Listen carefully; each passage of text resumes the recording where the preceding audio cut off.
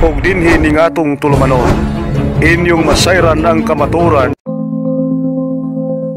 Kay sa kamaturan.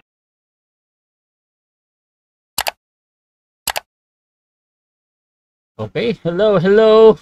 Welcome sa Russia TV mga kapatid. At meron tayong debate na magaganap ngayon between UPC and Roman Catholic Church mga kapatid. Ang topic natin ngayon ay patutunayan ng ating affirmative na ayaw ng Diyos na gawan siya ng ribulto na pumapatungkol sa Kanya. Again mga kapatid, patutunayan ng ating affirmative na ayaw ng Diyos na gawan siya ng ribulto na pumapatungkol sa Kanya. So affirmative dito si Ron ng UPC, negative naman si Brother Boy Letra ng Roman Catholic Church. Sa ating setup ng debate, meron tayong 10 minutes na presentation, 7 minutes sa pagtatanong, 10 minutes sa rebuttal, 7 minutes sa second cross. At meron tayong 5 minute na final conclusion. Mauuna si negative, mahuhuli si affirmative. Sa ating rules mga kapatid, updated pala itong rules ko. So, rule number 1, ang lahat ng sagot ay kailangan sagutin ng 20 seconds maximum. Either ito ay close-ended or open-ended question.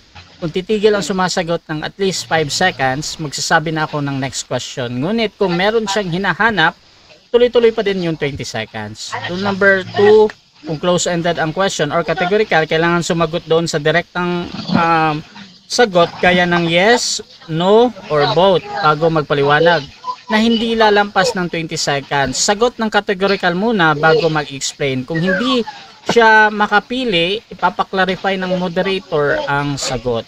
Rule number 3, kung hindi niya sasagutin ang tanong, maaari lamang niyang gamitin ang rule number 3 kung siya mismo ang tatawag at papayagan ng moderator. Kapag pinapahintulutan, magkakaroon siya ng 10 segundo ng pagpapaliwanag at yan na ang itinuturing na pinakasagot niya sa tanong. So rule number 4, sagutin ang tanong na ayon sa tanong. Kung for example, ang tanong ay sino, magbigay ng pangalan or noun. Kung ang tanong ay kailan, magbigay ng petsa, oras, panahon, at kung saan, magbigay ng lugar, lokasyon, or pinagmulan ng impormasyon. So, maging responsive sa tanong.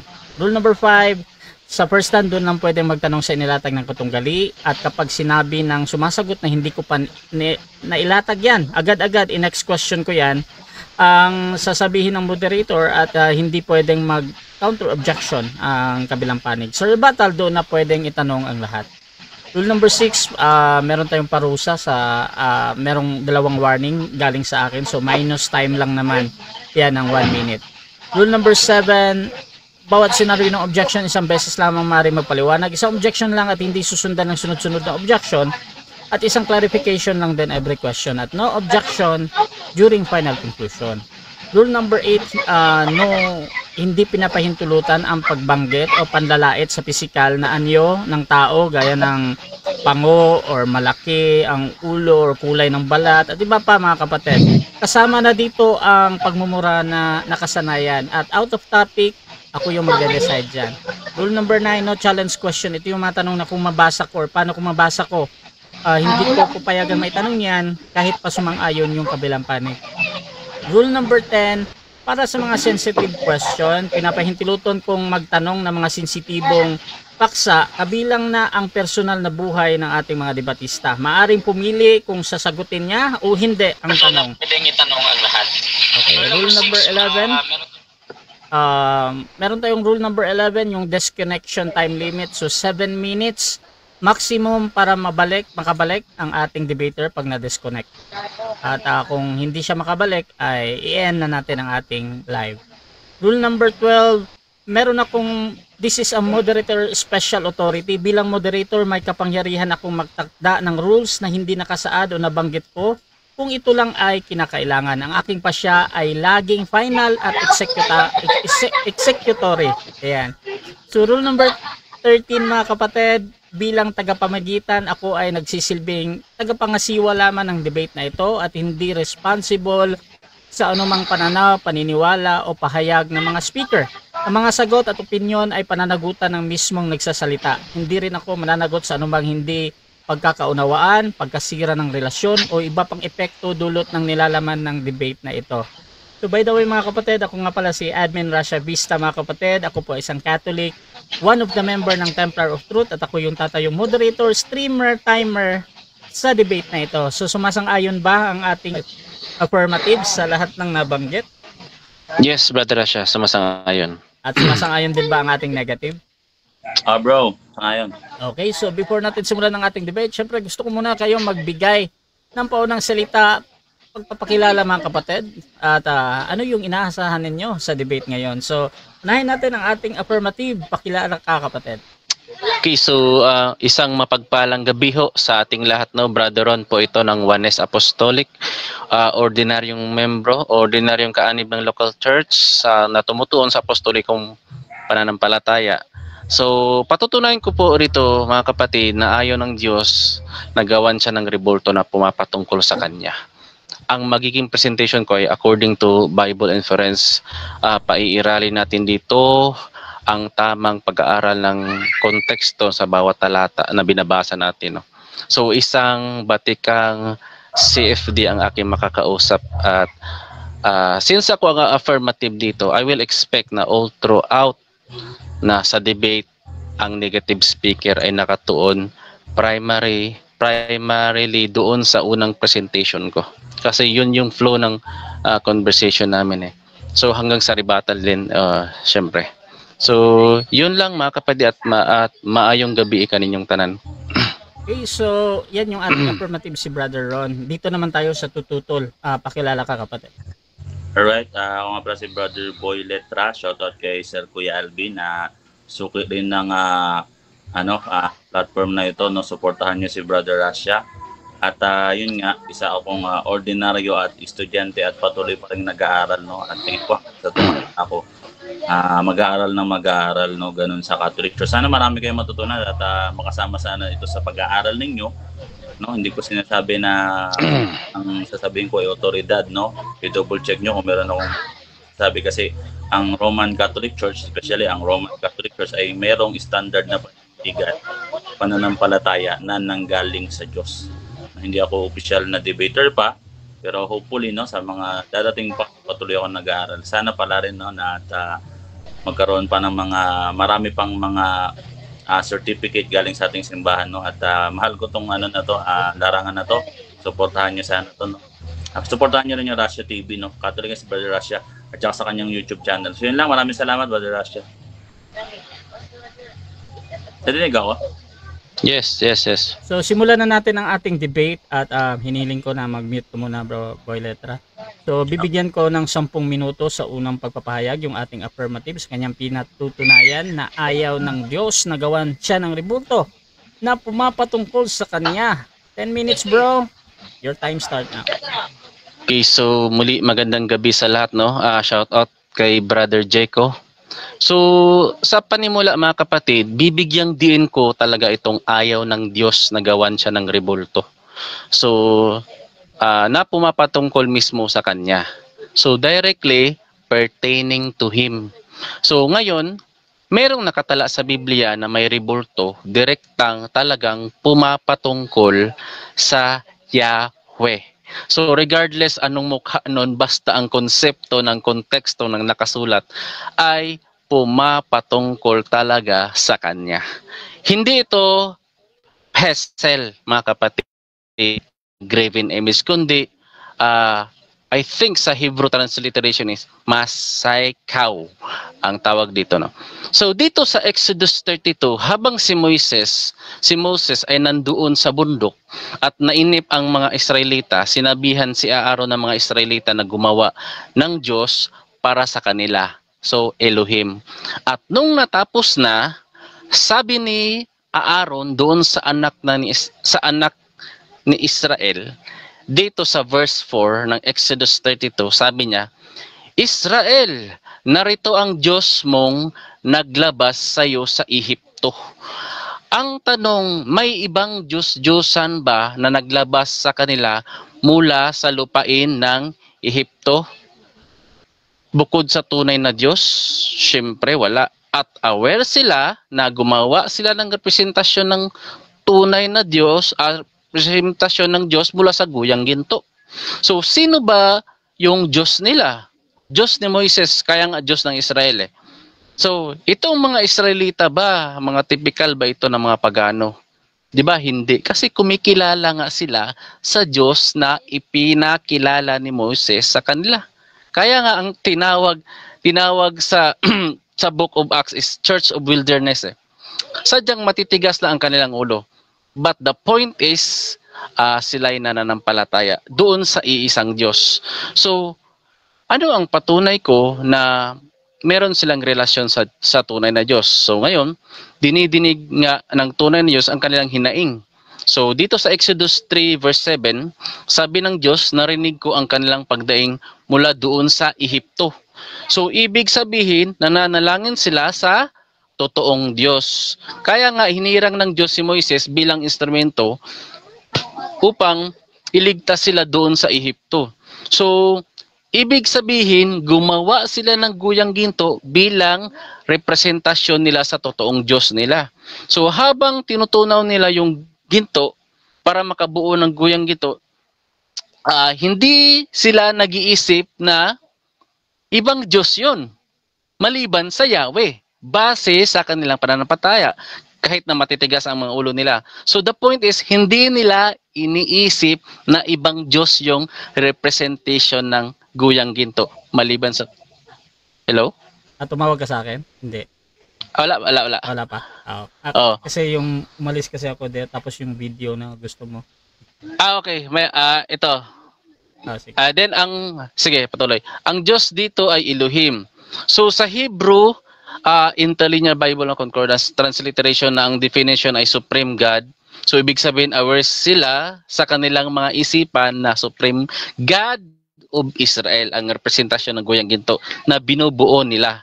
So tama, ito pa, doon sa verse 5 ng Exodus 32, gumawa si Aaron ng altar at sinabi sa mga tao, ipagpipista natin bukas si Yahweh. So magandang balita, Biblia version ho ito mga kapatid. At sa Hebrew term ginamit na Lord ay all capital letters. Lahat ng titik ng Lord o L-O-R-D. So ang katumbas yan ay YHWH. So confirm po ito na ang iniisip ni Aaron ay si Yahweh. So ito na, ang tanong, ano ang reaksyon ng Yahweh? Kasi sa paksao ito eh. Gusto ba niya o ayaw? Anong sabi niya kay Moises? Basa verse 7 to 10 ng Exodus 32, sinabi ni Yahweh kay Moises, balikan mo ngayon din ang mga Israelitang inilabas mo sa Ehipto, sapagkat itinakwil na nila ako. Tinalikdan na nila agad ang mga utos ko, gumawa sila ng guyang ginto. Iyon ang sinasamba nila ngayon. Hinahandugan, ang sabi nila, yun ang Diyos na naglabas sa kanila sa Ehipto. So, kilala ko ang mga taong yan at alam ko matitigas ang kanilang ulo. So, hayaan mong lipunin ko sila. Ikaw ang iyong lahi, gagawin kong isang malaking bansa. So, lilipunin sana ni Yahweh, pero nagmamakaawa si Moises. So, hindi ba yan indikasyon na hindi talaga gusto ng Diyos na gawan siya ng rebulto? So, Church of Wilderness na ho ito mga kapatid. Mananampalataya na ho ito. So, Brother Rasha? So, doon, paki-flash. So, pagdating sa pahayag ni Esteban mga kapatid, nilinaw niya ho ito. So, Acts 7:40 to 41, nalaman natin na ang guyang baka na pumapatungkol sa Yahweh, sa OT, na naglabas sa kanila sa Ehipto, pagdating sa Inti, nilinaw ni Esteban na Diyos-Diyosan talaga. So, okay, stop time.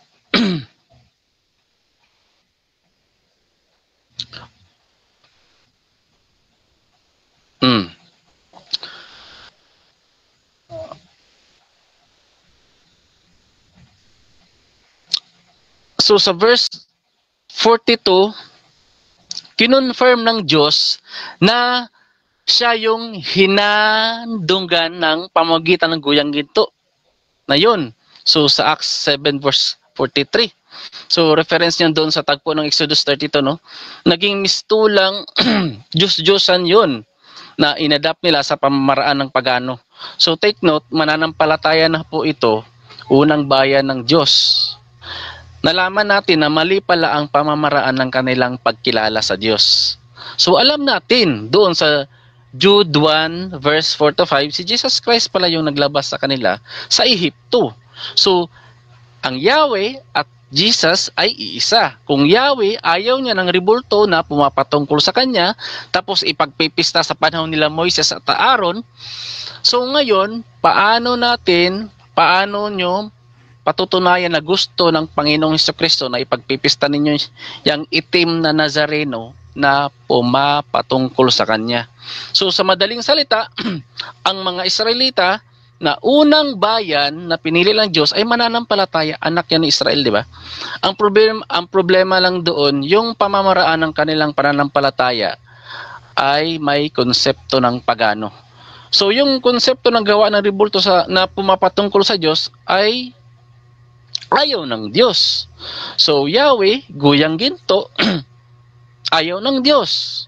So parehong konsepto ng ayaw ng Diyos na pamamaraan na yan. So sabi ni Aaron, ipagpipista natin si Yahweh gamit ang guyang ginto. Pero anong sabi ng Diyos? Kay Moises, bumaba ka doon kasi yung mga tao tinalikdan na nila agad ako. So sa panahon ngayon, so siyempre sabi ng mga deboto, ipagpipista natin si Jesus, ang itim na Nazareno, alangan naman gusto ng Diyos yan. Kasi base sa konteksto ng talatang binasa natin, sabi ni Aaron, siya kasi, nag-iisip si Aaron kasi gumawa siya ng dambana doon sa altar. So sabi niya, bukas ipagpipista natin si Yahweh. Yahweh ho ang nakasulat patungkol doon. Yahweh ang nakasulat, mga kapatid. So, ayaw ng Diyos. So, sa paksa, pinatunayan ko na ayaw ng Diyos, Yahweh, nagawan siya ng ribulto na pumapatungkol sa kanya. Kasi, noong gumagawa si Aaron ng dambana doon sa altar ng guyang ginto, hindi naman siya nag-iisip na ibang Diyos yun eh. Di ba mga kapatid, mga kaibigan? Hindi siya nag-iisip na ibang Diyos yun. Kasi siya mismo ang nag-confirm. Bukas, ipagpipista natin si Yahweh. So Diyos yun. Pumapatungkol sa Diyos talaga yun. Regardless anong mukha nun. Pero ang konsepto, pumapatungkol sa Diyos yun. Kasi si Aaron mismo ang nagsasalita. Si Aaron mismo ang nag-confirm na bukas ipagpipista natin si Yahweh. Anong reaksyon ng Diyos, mga kapatid? Anong sabi niya kay Moises? Sa verse 7 to 10, sabi ni Yahweh kay Moises, balikan mo ngayon din ang mga Israelitang inilabas mo sa Ehipto sapagkat itinakwil na nila ako. So, yun pala, yung nagtakwil sa kanya, mananampalataya yun eh. Okay, salamat. Okay, so dyan nagtatapos ang unang pahayag ng ating affirmative. Dako tayo sa 7 minutes na pagtatanong ng ating negative. Brother Boy Letra ng Roman Catholic Church. Your time start now. Alright, saan nakasulat letra por letra na yung topic natin ngayon na ayaw, letra por letra, ayaw ng Diyos na gawan siya ng imahe na pumapatungkol sa kanya. Letra por letra. Saan? So doon sa verse. So doon sa sa Bible inference, no, Exodus 32 verse 7 to 8. Sabi doon, 7 to 10, sabi ng Yahweh kay Moises, balikan mo ngayon din ang mga Israelitang ilabas mo sapagkat itinakwil na nila ako, tinalikdan na nila agad ang mga utos kasi gumawa sila yung guyang ginto. Next question, ulitin ko. Saan nakasulat letra por letra yung paksa mo? Sinabi ng Diyos ayaw akong igawa ng wag niyo akong gawa ng imahe na pumapatungkol sa akin. Sana kasunod. Yun na nga, doon sa doon sa Exodus 32 verse 7 to 10. Ang Diyos na mismo nagsabi kay Moises, bumalik ka doon kasi tinalikdan na nila ako, gumawa sila ng guyang ginto. Anong sabi ni Aaron? Ipagpipista natin si Yahweh. Yahweh. Sinabi ba ng Diyos na pumapatungkol sa akin yung goyang baka? Sinabi ng Diyos? Yes or no?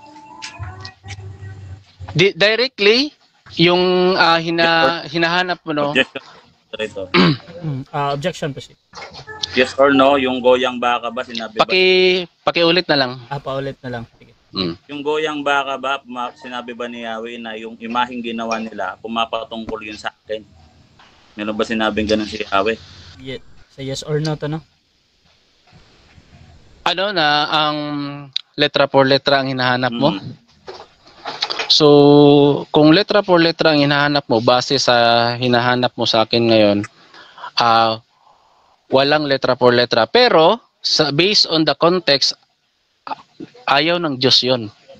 Kasi, sabi ng Diyos, tinakwil na nila agad ako. Gumawa sila ng guyang ginto. Anong sabi na Aaron? Ipagpipista natin si Yahweh. Kilala mo kung sino yung nire-representa ng goyang baka? Hindi mo ba alam? Aware ka ba na yung goyang baka na yan, patungkol yan sa Diyos na kinikilala nila sa Ehipto? Alam mo ba yun? Alam mo, di mo... Alam ko, pero si Aaron ang ano natin dito, ang involved dito eh. Kasi si Aaron ang nagsasalita eh. Siya ang nag-confirm eh. Sabi niya, ipagpipista natin si Yahweh. Sino bang ginawa niya ng dambana? Yung altar ng guyang ginto, di ba? May ibang Diyos pa ba doon? Wala naman eh. Next question.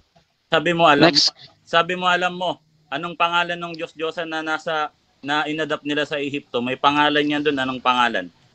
Base doon sa Acts, yes, base doon. Ano pangalan? Okay, base doon sa Acts 10, sa Acts 7, reference yan doon sa tagpo na sa verse 43, no, doon sa tagpo ng Exodus 32, naging mistulang tabernakulo ni Moloch yon na at Diyos ang refan na adapt nila sa pamaraan ng pagano. Pero si Aaron nagsasalita, bro. Jan Paulo. Si Aaron nagsasalita. Bukas, ipagpipista natin si Yahweh. Next question. Tanong. Aware ka ba na sinabi ni St. Paul na yung pagsamba sa kila Moloch sa mga Diyos-Diyosan ay hindi yun patungkol sa Diyos? Iyon ay patungkol sa mga demonyo. Aware ka ba doon? Sino nasabi? Paki-clarify. St. Paul. Time stop. Si Okay. Apostle Si Paul. Paul daw. Yun na nga. Pag aware ako kasi nababasa natin sa New Testament, pero doon sa presentation ko, doon sa Old Testament, si Aaron mismo ang nag-confirm nga eh. Kaya nga pagdating doon sa New Testament, sabi ni Esteban, nagmistulang, Diyos-Diyosan yun. Pero doon sa panahon ni Aaron, siya mismo ang nandun eh. Sabi niya, bukas ipagpipista natin siya, Supreme God, Jewish National Name of Israel. Aware ka pala na yung sinasamba nila niya na si Moloch, si Apis pa nga yan, iyan ay pumapatungkol sa mga demonyo. Si Yahweh ba demonyo? Yes or no? So hindi demonyo si Yahweh kasi ang sinasabi ko nga doon, ang presentation ko nga bro, Jan Paulo, doon sa involved na tao. Sino ba yung involved na tao? Yun kasi yung ini-exegete natin eh. Si Aaron nga yun eh. Sabi niya bukas ipagpipista natin si Yahweh. Sinabi ba ng Diyos tama si Aaron? Yes or no? Hindi tama si Aaron kasi tinalikdan nga niya eh. Pero ang ano nga, yung Aaron at yung Israelita, mananampalataya yun eh. Hindi naman sila mga pagano, bro. Kaso ang nagkataon lang, yung pamamaraan lang kanilang pananampalataya, hinaluan nila ng pagano. Kaya sunod na tanong. Itong demonyo na si Moloch o si Apis, anong klaseng Diyos to bilang pagkilala nila sa Ehipto? Aware ka kung anong klaseng Diyos to? Kung ano yung specialty niya? Hindi ako aware kasi basta ang alam ko, Diyos-Diyosan yan. Pero yun na nga, balik tayo doon sa presentation ko. Sabi na Aaron, bukas ipagpipista natin si Yahweh. Ano ang ginawa niya?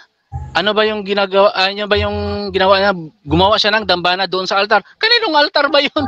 So last binalik mo na naman kay Aaron. Sinong nagsabing tama si Aaron? Yun na nga bro mali nga yun. Bigyan mo ko ng pangalan na tama yung iniisip ni Aaron. Kasi may komentary ako dito, nagkamali nga si Aaron doon. Mali nga pagkaintindi ni Aaron. Bigyan mo ko ng pangalan at ng sumang-ayon kay Aaron na tama si Aaron na yung imahe, pinapatungkol talaga kay Yahweh yun. Bigyan mo. Wala akong pangalan na mailalahad, but yung taong yung Israelita inutosan nila si Aaron.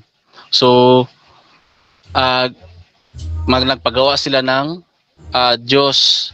So sabi ni Aaron nung natapos na, sabi niya bukas ipagpipista natin si Yahweh. Question na. So ang referensya mo pala yung maling pananampalataya ni Aaron, hindi pala iyan yung yun na nga bro sige. Ang tanging referensya mo pala yung maling pagkaunawa ni Aaron, hindi pala iyan about sa divine revelation. Yan pala yung maling unawa ni Aaron. Yan pala yung referensya mo. Yes or no? No. Yes, kasi regardless. 7 minutes time. Regardless. 7 minutes time na. Okay, sige. So, dyan nagtatapos mga kapatid ang first cross ng ating negative sa affirmative. So, shoutout muna sa ating nasa live mga kapatid. Nandyan si Jeramil Amlon. Ron, pahulama ko sa imong headset. Babo kayo. Ayan, shoutout din kay Nash Buenavides. Inutil na protestante na naman ang nasako. Shoutout din kay Ronaldo Codog Promo. Walang magawa ang si Boy Letra. Hindi umubra ang letra por letra niya. Shoutout din kay Pastor Jeramil Amnon. Medyo ayaw ko ng tanong na letra por letra. Shoutout din kay Natoy Alinton. Sinabi na nga ni Moises, ang tigas talaga ng ulo ng Katoliko. Deuteronomy 4:15-16. Basahin nyo na lang. Kawagaro Teos, humble boat. Shoutout din kay Jeko. Pa-shoutout ako Sir Rasha, kay Sir Ron Fernando. Galingan mo, Kap Ron. God bless. Shoutout din kay Amy Alfonso. Shoutout sa dalawang debater. Magaling din yan si Boy Letra. Shoutout din mga kapatid. Ayan. So, kay Finn Valor. Ayan. Rinaldo Codog Romo. Dako tayo sa first presentation ng ating negative. Boy Letra ng Roman Catholic Church. Your time start now. Alright. So, ang nalaman ko dito, na base sa kanyang presentation, yung kanyang referensya, dun lang sa maling kaalaman ni Aaron. Tapos wala nang iba. Hindi yung pagkakamali ni Aaron, gagawin mong referensya. Kasi si Kristo mismo, si Yahweh mismo nagsabi na tinakwil na nila ako. Kasi lumambot na yung pananampalataya nila, akala nga nila namatay na si Moises. Ngayon, yung Diyos na nila yan, na si Moloch, yan yung God of fertility. Ngayon, si Aaron, mali ang intindi niya dyan. Ang akala ni Aaron, isa sa kapangyarihan ni Yahweh yan. Which is hindi naman iyon. Kasi ang Diyos na si Yahweh ay, tinatawag na eternal simplicity. Hindi yung isang kapangyarihan niya nandito, yung isang kapangyarihan niya nandito, mayroong Moloch, hiwa-hiwalay. Hindi ganun.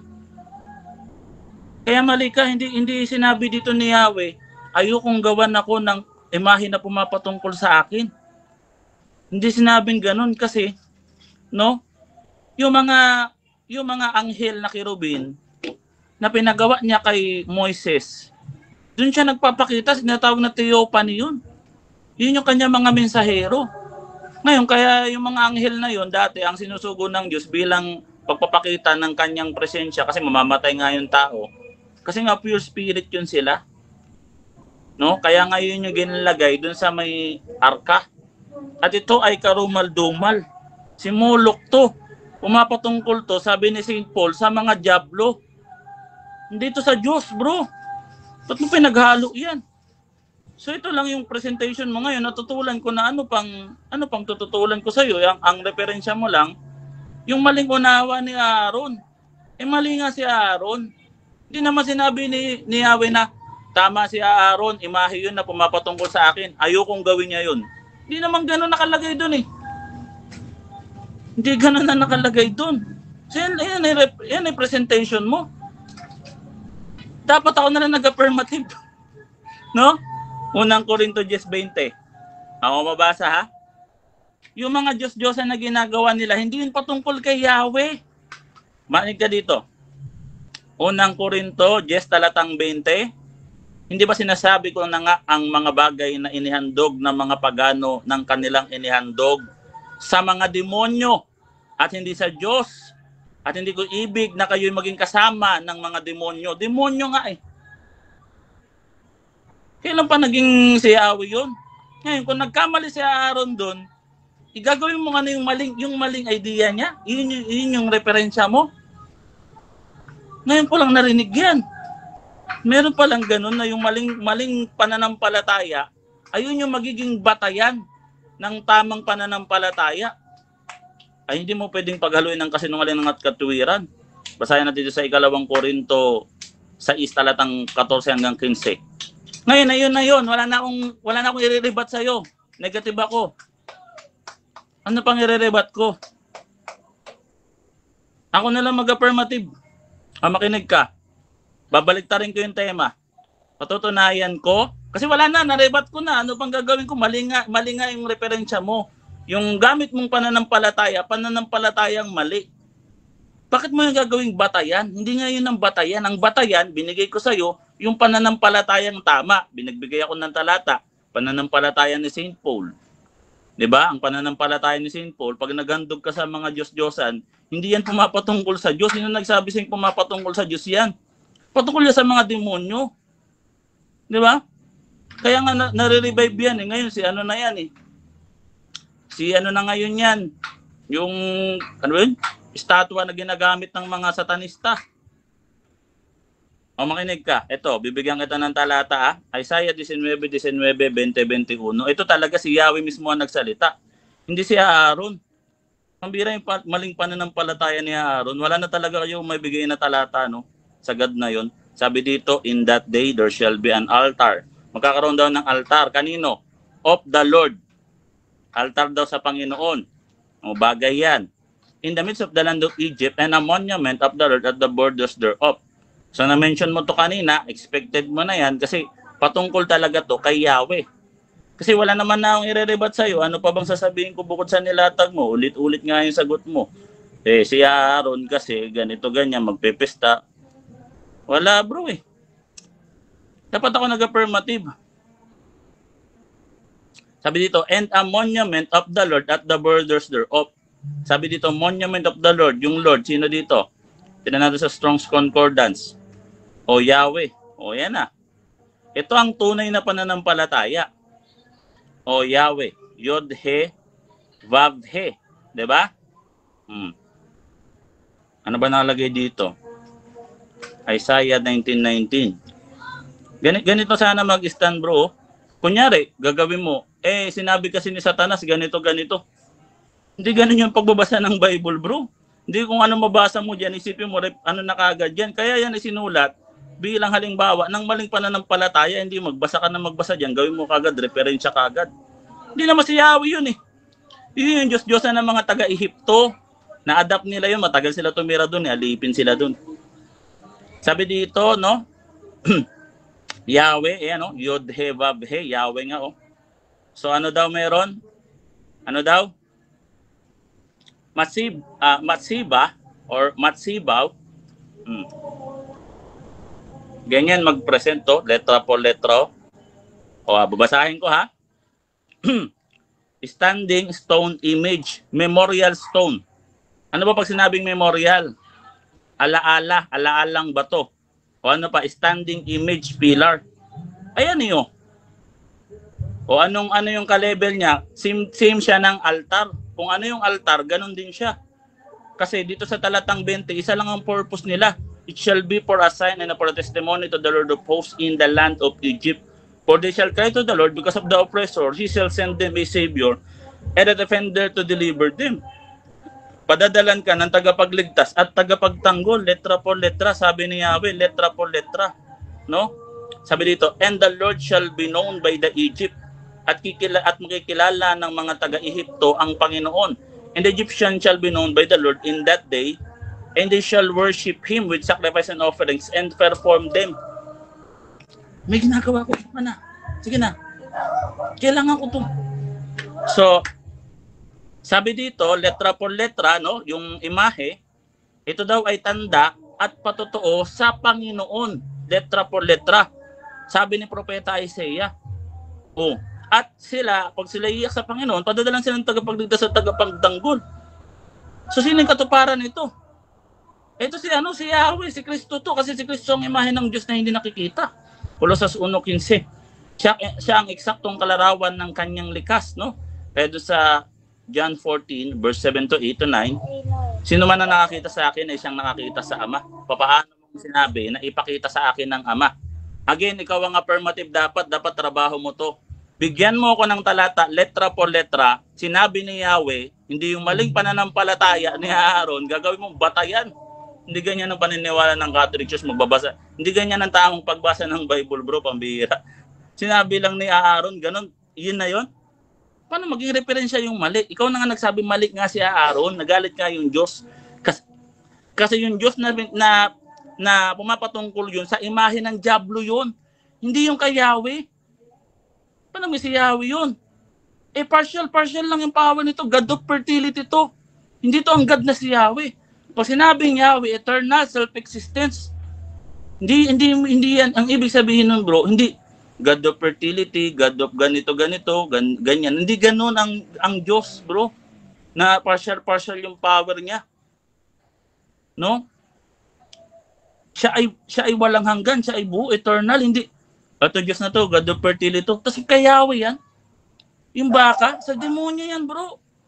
Kasi yung mga demons, bro, may mga kanya-kanyang powers din sila. Kaya nilang magbigay ng mga unholy or mga false miracles na mga ginagamit ng mga ritual ng mga sinaunang Ehipto. Kaya nga naging ahas din yung baston na lumaban dun kay Moises. Yun yung mga demonyo. Yun yung God nito.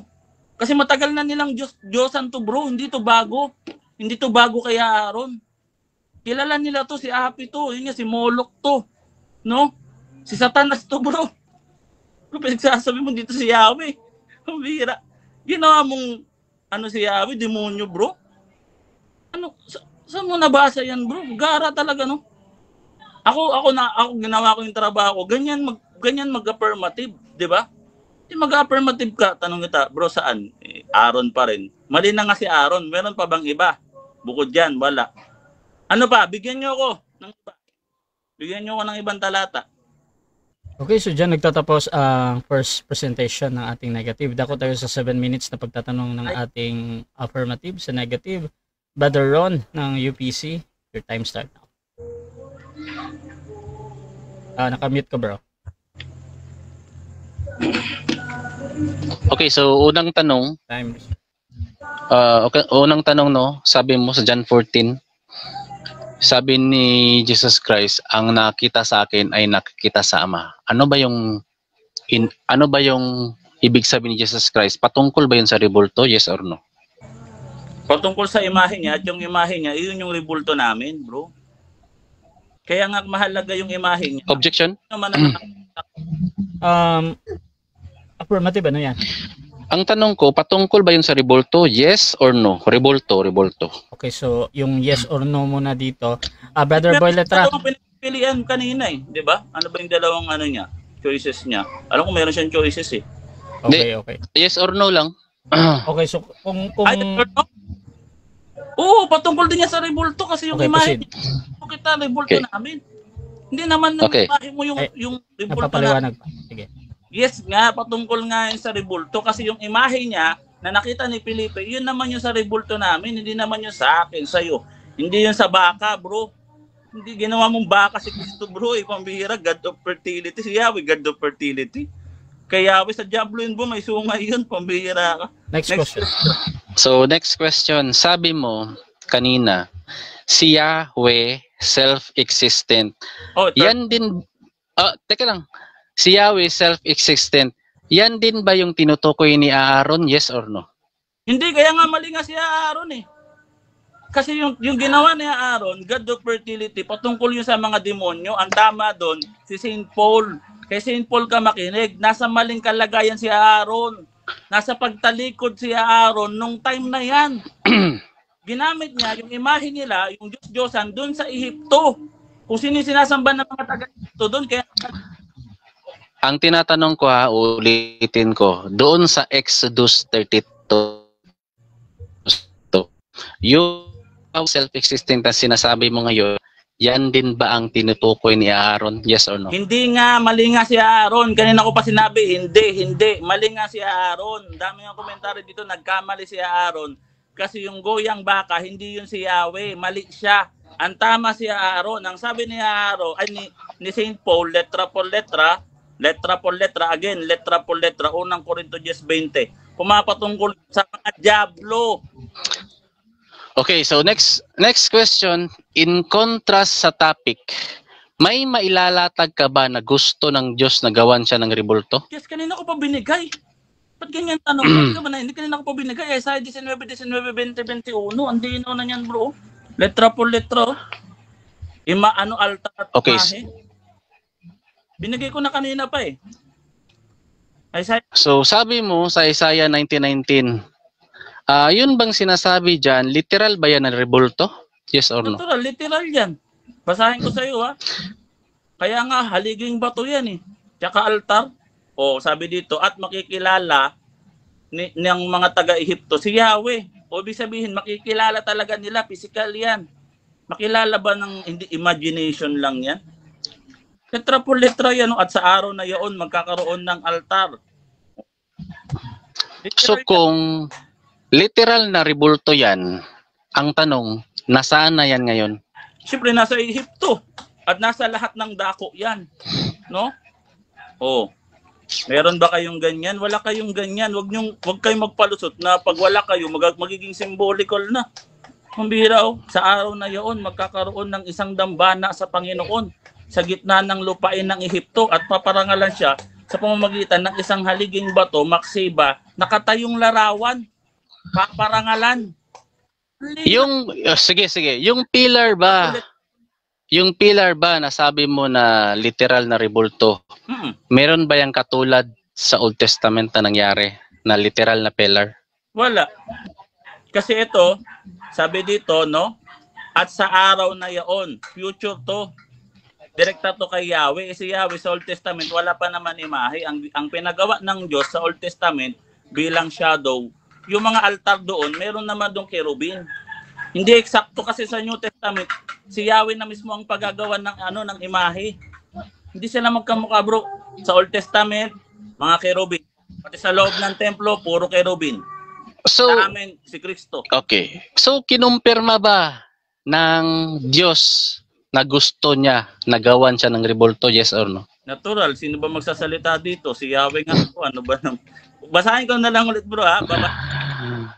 Sabi dito, in that day there shall be, sa araw na yaon, sa future, there shall be an altar of the Lord.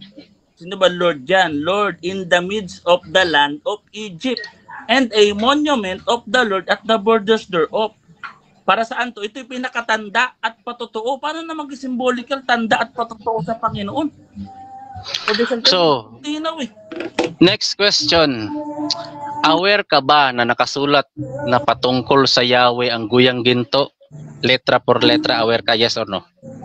Mali nga, no. Kasi nga, hindi nga iyan patungkol so, hindi ka Yahweh. aware. Kamali, objection, Mr. Moderator. May sumasapaw yata. Okay. So, pag sumasagot, tuloy-tuloy lang ha. So, bro, boy letra, medyo naputol ka dun, bro. Reset ko 20 seconds mo. Proceed ka ulit, bro. No nga, hindi nga yun pumapatungkol kay Yahweh. Alam ko yung talata na yan, pero mali yan. Huwag mong gaya palataya ni Aaron. Mali si Aaron nung time na yan. Kaya nga nagalit ang Diyos sa tutularan mo. Ibig sabihin ako, tutularan ko si Aaron, gagawan ko si Yahweh ng God of fertility. Ganun ba yung gagawin ko? Ganun ba yung batayan? Next Ayaw question. ng Diyos nun, bro. Hindi naman. Si Kristo ba? God Next. of fertility. Kristo? Hindi naman siya God. So next question. Doon ba sa Exodus 32, meron bang tinukoy si Aaron na pumapatungkol sa Diyos-Diyosan yung guyang ginto maliban sa Yahweh? Meron? Wala. Meron yung Elohim. Yung Elohim, plural gods, mapatungkol yan minsan sa mga angels, sa mga kung sino-sino. Kaya nga sabi dito, nawala yung pananampalataya nila, no? Kasi nga, ang nakita nila dito, si Moises, ang akala nila patay na. Kaya nawala na yung pananampalataya nila kay Moises. Na yung Diyos ni Moises, pinabayaan si Moises dun sa bundok at gumawa sila ng ibang Diyos, God of fertility. Hindi. So base doon, okay, base doon sa Exodus 32, hindi tayo alis Kung merong Diyos-Diyosan doon, ano ang pangalan? Pakilatag. Tradisyon ng mga Hudyo, ang pangalan talaga niya si Aphil, yung God of fertility. Yan yung goyang baka. Hindi naman goyang baka si Kristo. Si Kristo ba goyang baka na God of fertility? Hindi mo alam yan, bro. Wala alam sa tradisyon ng mga Hudyo. Nagbabasa ka ba tradisyon ng mga Hudyo, bro? Sa New Testament, nilalagyan na mga demonyo, hindi Yahweh. Mali si Aaron, mali ka rin. So, may mababasa ka bang Aphil na Diyos-Diyosan dyan sa Exodus 32? Time na. Objection mo na, Mr. Moderator. Sinabi ko na Time na bro. Goyang baka ang mababasa. Time na bro. So, dyan nagtatapos mga kapatid ang ating first stage ng debate. Dako tayo sa rebuttal. Another 10 minutes ito, Brother Ron. Your time start now, bro. Okay, so again no mga kapatid, wala tayong ano doon sa paano mo Brother John Paulo, no? Paano mo i-comprehend yung presentation ko? Kasi ang paksa dito, magbabase doon ako sa paksa Patutunayan ko na ayaw ng Diyos, Yahweh, nagawan siya ng rebulto na pumapatungkol sa kanya. Regardless, si Aaron, ano ba ang ni Aaron doon? But the point is, kinonfirm talaga ni Aaron doon sa Exodus 32 kasi lumalabas, nagtatanong ako sa iyo base sa presentation ko doon sa Exodus 32 kasi yung latag mo patungkol din doon pero lumalabas ka doon sa Exodus 32 So, meron bang Diyos-Diyosan doon na nagngangalang Aphil? Sabi mo, meron. So, saan doon? Tinatanong kita. Kasi kung sasagot ka na meron, lalabas, babagsak ka talaga sa hermeneutics, John Paulo. Tapos sabi mo kanina, si Felipe, sabi mo patungkol doon sa rebulto, nag-iisip ba si Jesus Christ ng rebulto doon? Hindi naman patungkol sa rebulto yung iniisip niya Tapos, tinanong kita, sabi mo, yung Yahweh, self-existent, tanong ko sa'yo, yan din ba yung tinutukoy ni Aaron? Sabi mo, no! Yang sabi doon sa Exodus 32, base doon sa Exodus 32, si Yahweh nga, yun Babagsak ka na naman sa konteksto, bro. Mag-focus ka, John Paulo, doon sa presentation ko, kung paano ko ini-present yung doon mo pamamalian. Kasi hindi mo naman kayang pamalian yun kasi si Aaron lang involved doon. Regardless, meron kang komentaryo dyan, hindi naman alam naman nating lahat yan. Kaya nga may presentation ako So, ibig sabihin yan, kung merong rebulto ang Diyos na ginagawa ng tao, ang tanong, gusto ba niya? Ako, may latag ako, bro. Doon sa Old Testament, alangan magbabago ang Diyos pagdating sa panahon ninyo. Hindi naman siguro. Kasi, tapos, sabi mo kanina, doon sa Isaiah 19:19, Isaiah 19:19 ba yun?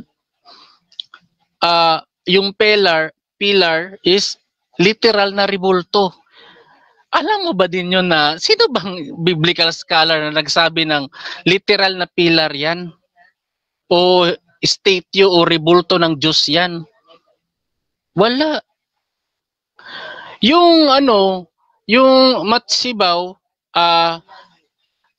something station memorial stone, wala tayong pagtutol. Kaso lang, ang tanong ko sa'yo, literal ba yan na rebulto? Hindi yan literal na rebulto. Isang monument o marker na kumakatawan sa pagsamba sa Panginoon sa Ehipto.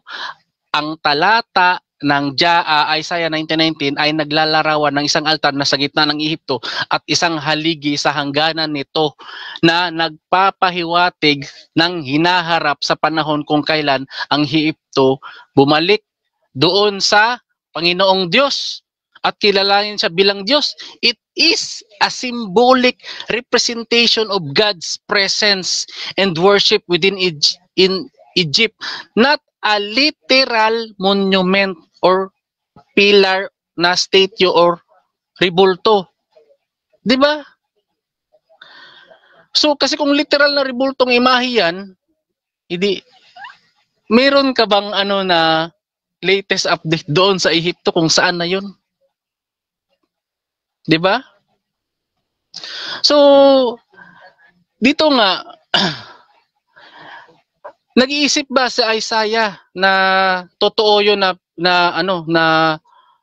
rebulto 'yon na pumapatungo sa Diyos? Kung natin Jan Paulo, ano ba ang overview sa aklat ng Isaiah? 'Di ba pagpropesya sa Kingdom of Judah 'yan? Ano bang evidence ko? Base sa konteksto, ayan verse 17 ng Isaiah 19. Bago mag-verse 9, and the land of Judah shall be a terror unto Egypt. So walang rebulto dyan na gusto wala kang latag na gusto ng Diyos eh. Kasi ang sinasabi mo doon sa Isaiah 19:19, which is nag-assume ka rin na literal na pillar o rebulto yan. Ang topic ko, ang topic ko is, may gusto ba ng Diyos na gawan siya ng rebulto? 'Di ba? Rebulto yung yung guyang ginto eh. Si Aaron mismo, huwag tayong lalabas doon. Si Aaron yung involved eh. Si Aaron ang involved doon regardless ano ang dating sayo ni Aaron. The main point is si Aaron ang involved doon. Anong sabi ni Aaron? Ipagpipista niya, gumawa siya ng dambana doon sa altar. Alam nga naman mag-iisip siya ng ibang Diyos doon. Kaya nga nilinaw doon sa New Testament na mali yun. The point is, doon sa Exodus 32, si Aaron nga ang involved doon base sa sa paksang pinatutunayan ko. Yun yung ko doon. Now, gumawa si Aaron ng altar at sinabi sa mga tao, ipagpipista natin bukas si Yahweh. Magandang balita Biblia. Yahweh yan eh. Base sa konteksto, sabi mo, hindi yun patungkol sa Yahweh. Pero base sa konteksto, patungkol sa Yahweh yun. Ang guyang ginto, patungkol sa Yahweh, Supreme God niya. Basa mo nga yung doon, yung Elohim dyan eh. Supreme God. At saka yung Yahweh. Na si Yahweh, anong sabi ni Yahweh kay Moses? Balikan mo yung mga Israelita kasi tinalikdan nila ako. Tinalikdan nila kasi gumawa nga sila ng guyang ginto. Representation ni Yahweh. Yung mga tao dyan sa Israelita, mananampalataya yan. Nagkataon lang nga. Iba ang matitigas lang talaga ang ulo niya. Tinawag nga Church of Wilderness eh. 'Di ba? Kinonfirm niya ni Esteban doon sa Acts 7. Kaya nga, doon sa bago siya batuhin, siya din confirm na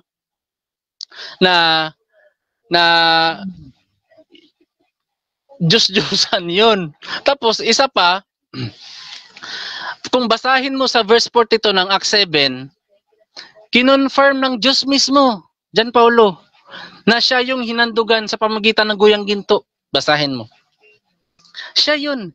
Siya ang hinandugan na sa pamamagitan ng guyang ginto.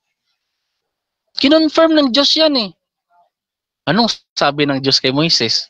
Balikan mo yung mga Israelita. Kasi tinalikdan nila.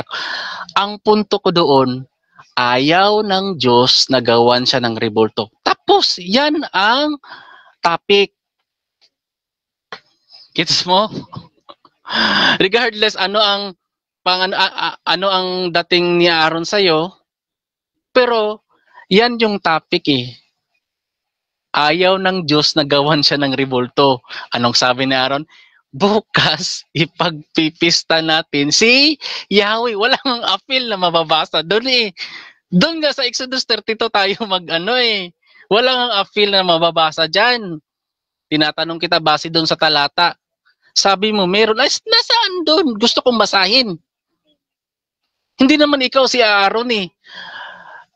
O, kung i-exegesis natin, si Aaron nagsabi, ipagpipista natin si Yahweh. Patungkol sa guyang ginto. Remember, Jan Paulo, yung molten calf, molten doon is, kalimutan ko na, basta hindi yan pesel. Ang pesel, automatic graven image yan. Hindi yan pesel. So, pagdating doon sa Acts, kinonfirm na Diyos-Diyosan pala. Diba? So, ibig sabihin, kung meron gumagawa ng rebulto na patungkol sa Diyos, syempre si Jesus Christ sa panahon ngayon, ang tanong, gusto ba ng Diyos yun? Ako mayroon akong konteksto na latag sa Old Testament. Hindi nga gusto ng Diyos yun eh. Nagawan siya ng rebulto. Tapos yung sa Isaiah 19:19, hindi yan literal na pillar o literal na rebulto. Kasi wala kang mababasa na kinonfirm ng Diyos na rebulto yun na pumapatungkol sa kanya. Ako meron ako eh. Meron akong latag na ayaw niya. Rebulto nga yung guyang gintoy. Ayaw nga niya eh. Okay, so dapat tayo sa second cross ng ating negative sa affirmative. Brother Boy Letra ng Catholic, your time start now. Sabi mo hindi yun pesel. At yun ay batas ng Diyos. Saan nakaparallel yun sa 10 utos? Yung nalabag nila. Sabi mo hindi pesel eh. Okay, hindi nga pesel, pero sabi ng Diyos... Ito. Sige. Base sa rules, sagutin kung ano yung tanong. Saan sa 10 utos nakaparallel yung nalabag nilang utos? Sabi mo hindi pesel. Okay, so naghanap ka doon sa saan sa 10 utos. Ngayon, 10 utos. Ganito. Brother John Paulo, may counter objection ka ba doon, Bro Ron, or hahatol na ako? Okay lang. Okay lang, sasagutin ko. So ganito, hahatol muna ako. Naghahanap si Brother Ron doon sa 10 Commandments. However, kahit saan niya ilagay yung sagot niya, doon sa unahan, sa gitna, or sa huli, hintayin mo lang John Paulo kung meron siyang mababanggit. Pwede ka mag-object pagkatapos nung sagot niya pag hindi niya nababanggit. So Bro Ron, 20 seconds to. Proceed, bro. Okay, for formality lang, pakiulit na lang para proceed. Klaro. Moderator, pakat yung time ha. Stop time. Sabi mo, hindi yan pesel. At ginawa mong authority, yung maling paniniwala ni Aaron, ito tanong ko, saan sa 10 utos yan nakaparallel? Doon sa wag kang gagawa. Sa Exodo 20 verse 4 to 5, pesel ba yun? Yes, pesel yun. Pero base sa konteksto, teka, sumasagot ako. Hindi ko naman sinabi na porket pesel o hindi pesel, yung pesel lang ang hindi ang ayaw ng Diyos. Kasi nga base doon sa sinabi ng Yahweh kay Moises, tinalikdan nila agad ang mga utos ko. Ano pa yung utos? Huwag kang gagawa. Correct? So, ngayon, binabawi mo na, pesel na. Kanina sabi mo hindi pesel eh. Ngayon, pesel na to. Aminin mo. Nakaparallel to sa hindi ko naman binabawi. Ang punto ko lang naman, hindi moderator. Hindi ko naman binabawi. Objection mo na. Sabi niya kanina, objection bro. Hindi daw to pesel. Kasi ang ginagawa niya lang kasi, basa lang siya ng basa dun kay Aaron. Doon lang siya nakapokus. Okay. And ito, pesel ngayon. Sinabi niya ngayon, pesel pala to. Nakaparallel sa Exodo 20 verse 4. Wala. Wait lang bro. Counter. May counter objection ka. So, anong objection? Tuloy ka, bro Boy Letra? Ang tanong ko sa'yo, bro, inaamin mo na pesel talaga to batay sa 10 utos. So, pesel talaga to batay sa 10 utos. Brother Ron, counter objection doon or ready ka na? No. Okay. No. Proceed, bro. No, kasi base din sa talata, hindi yan pesel. Pero ang pinupunto ko dyan, hindi ko naman sinabi na kung hindi pesel ay gusto na ng Diyos. Siya nga mismo nagsabi kay Moises na tinalikdan nila agad ang mga utos ko eh. Ano ba yung utos niya? Huwag kang gagawa. So kung sa Exodus 20:4-6 is Next pesel question. yan. 20 seconds. Okay. Ano ba talaga? Next question. Makinig ka. Batay sa 10 utos. Itong goyang bakang ginawa nila. Pesel o hindi pesel? Last na to. Mag-iba na ako ng tanong. O hindi yan pesel.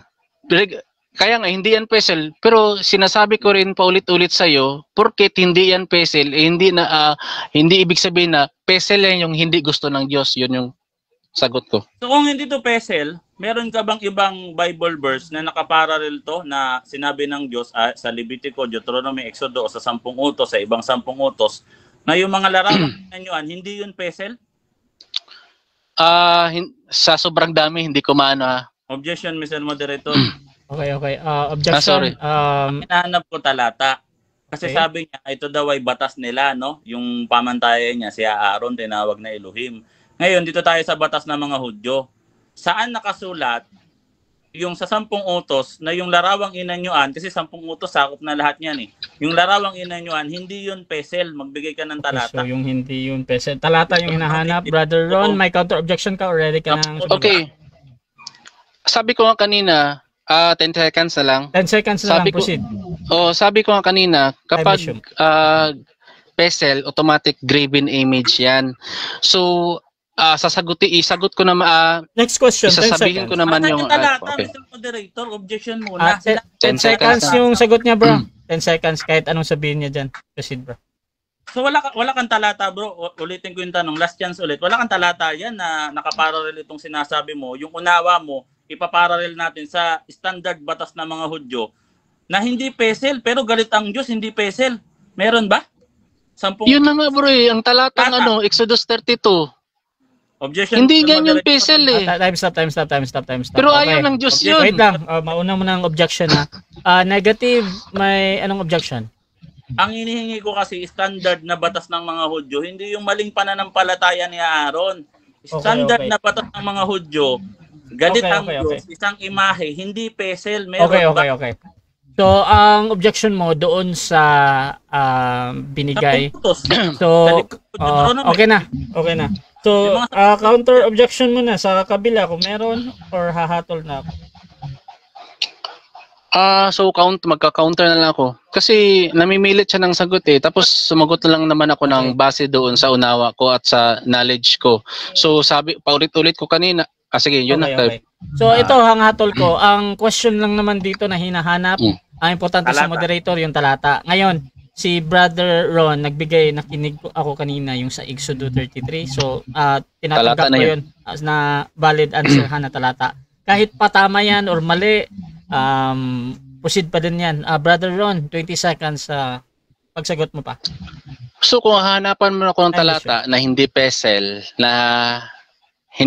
ha, tapos hindi rin gusto ng Diyos. Ayan, Exodus 32. Kasi sabi ni Yahweh kay Moises, balikan mo yung mga Israelita kasi tinalikuran na nila agad ako. Ang mga utos ko tinalikuran na nila. So yun, konteksto. Next question. Naintindihan natin yun eh. Sabi mo kanina, wala tayong mababasa ng mga scholars o sa mga Bible commentary o mga scholars na ito ay literal na structure, ito ay simbolo lang, kumbaga simbolo-simbolo lang, ganun. Kung nabasa mo na ba itong Heda commentary? Nabasa mo na? ba daw? Walang mabasa eh, parang alam mo lahat. Nabasa mo na to Heda commentary? Scholar? Okay, sagot. Sinong scholar? Bro, Objection. time stop mo na. Okay, so objection, negative. Tanong ako, ang premise ko kasi Mr. Moderator, basta sa sinabi niya kanina, wala kang mababasang Bible scholar na nagsasabi na literal na structure yan o bagay yan, material. Sinabi niya yan. Ngayon, ang tanong ko sa kanya, sabi niya kasi wala daw. Ang tanong ko sa kanya, nabasa mo na ba yung Heda commentary? Okay. So hindi ko yan nabasa, pero Okay, does proceed. not mean hindi ko nabasa, pero does not mean na yung unawa mo doon sa komentary na nilalatag mo ay sumusuporta diyan sa sa imahe ng Diyos na gusto niya nagawan siya ng rebulto. Kasi doon sa pillar Kasi may border nga doon eh. Hindi nga yan literal na Next question. pillar eh. Next Na rebulto. So inaamin mo, meron na akong mababasa dito na patungkol niya sa isang structure na literal na structure yan. Babasahin ko ha. Monument. The cross is set up wherever Christ is adored. Merong nakatayong krus kung saan may sumasambang Kristiyanong adoration kay Kristo. Commentary.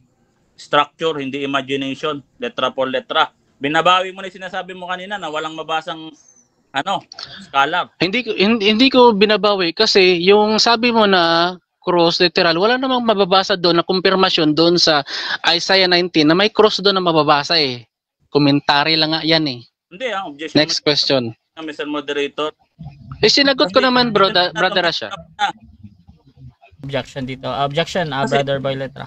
Strawman kasi to, kaya kasi ako nagkuha ng mga Bible scholars. Siya naman kasi nagpasok niyan, Bible scholar. Okay. Bible scholar siya ng Bible scholar ngayon, Bible verse na ulit. Okay. Diba? Okay, ganito. Okay, so medyo nangangatwiran ka doon sa pagsagot niya, bro. Meron bang counter objection sa kabila before ako hahatol? Sumagot naman ako, brother Rasha. Okay, so wala namang problema doon. Okay, so ganito. Sa moderator kasi kahit patama yan or mali yan, valid answer pa din yan. Mamaya na lang, rabat mo na lang yan, Brother Boy Letra, pero tinatanggap ko yun as a valid answer ha. So, proceed ka lang sa next question mo. Sabi mo kanina, kung meron literal nasa Ehipto, sabi mo kanina, nasa na ito? Aware ka ba, nasa Ehipto, nandun yung mga Katolikong Coptic, na may mga imahe ni Kristo doon, na nakatayo, na nasa krus at altar? Aware ka ba doon? Alam mo ba yun o hindi mo alam? Aware ako sa kaso lang, yung hinahanap ko kasi Jan Paulo, yung nandun sa Isaiah 19 na pillar, yung eksakto, yun yung hinahanap ko. Nasaan na yun ngayon? Hindi yung moderno na mo. Objection, wait lang. Nag-object ulit. Negative, ano yan? Objection. Iyon na nga yung eksakto. Ehipto yung lugar, Ehipto. Meron doon altar at sa mga hangganan, meron mga imahe ni Kristo doon, mga cross. Sasabihin niya hindi daw eksakto. Okay. Mga Coptic Catholic wait lang, bro. Eksakto yan. So ganito, bro, Boy Letra. Sunod-sunod na kasi ito na objection, bro. Nag-o-object na doon kung paano niya pinapaliwanag yung tanong mo ba. Ngayon, ganito, bro. Oo. Ngayon, ganito, bro. Sa sagot kasi niya, bro, ang importante lang talaga sa akin, either para sa'yo ay mali yun or tama yun. Ang gusto ko lang talaga ay magtanong ka lang ba. So ganun lang muna, bro, ha. Tapos irabat mo na lang mamaya kasi medyo sunod-sunod na to na object doon sa pinapaliwanag niya. Kasi kahit tama yan or mali yan, ano pa din yan, valid pa din yan sa moderator. So Brother Ron, 20 seconds ulit, bro, dahil naputol ka doon. Proceed ka sa sagot mo. Yan nga sabi ko kanina, kung ano man yung sinasabi mo na imahe ni Kristo, ang punto ko doon, yun din ba yun ang sinasabi doon sa Isaiah 19:19 na propesya?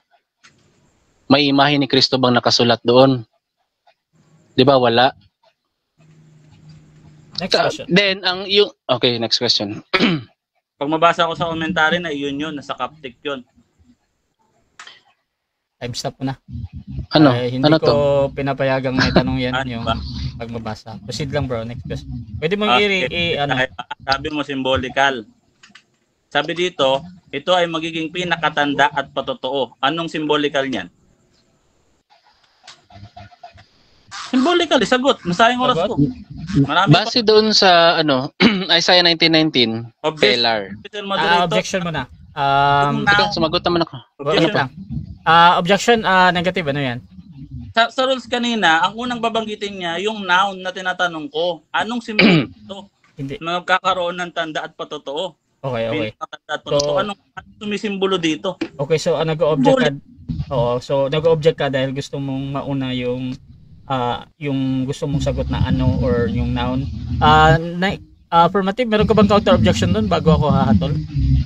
Sasagot na ako, wala namang problema. Okay. So ganito, sa categorical mga kapatid or yung close-ended ng question, doon lang po pwedeng mauna yung sagot ha. Pero doon sa mga open-ended question gaya ng ano or something na naghahanap kayo, pwede niyang ilagay yan sa unahan, sa gitna or sa huling bahagi ng 20 seconds. So, Brother Ron, sasagot naman, ano daw? Proceed bro, 20 seconds. Pakiulit na lang, time stop. Pakiulit, time stop.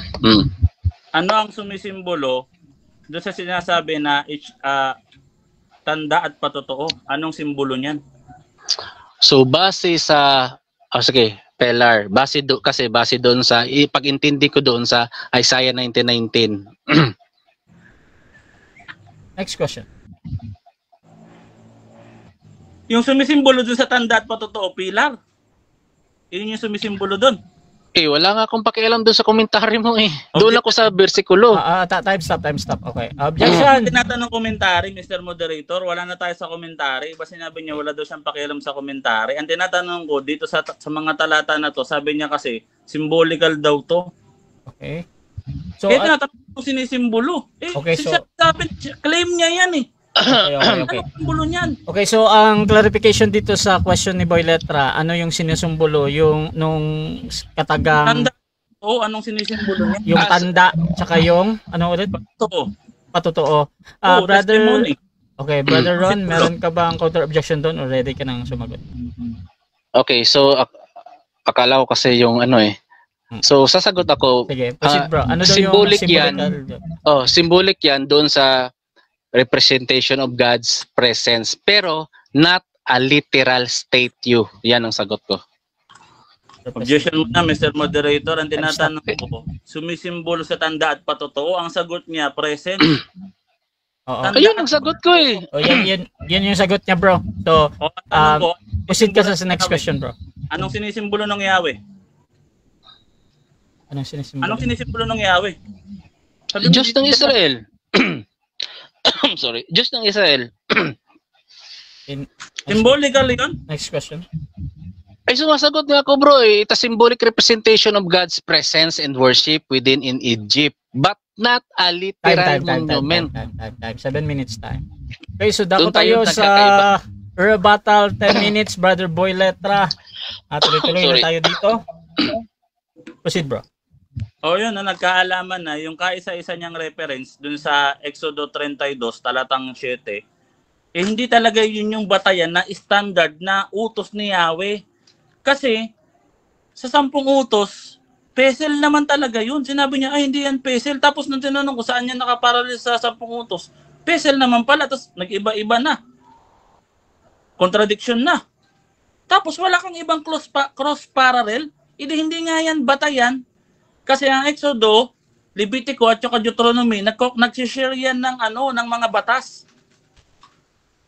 Meron yan cross-parallelism. Kung may 10 utos sa Exodo, may 10 utos din sa Deuteronomy, may 10 utos din sa Levitico. At lahat yun, puro patungkol sa pesel. Pag sinabing pesel, karumal-dumal.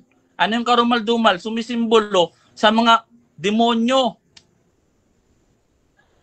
Tapos iyan pa rin.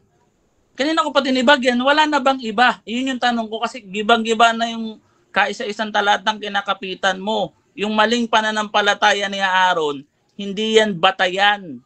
Kaya nga walang parallel yan eh, wala kang nga maibigay eh.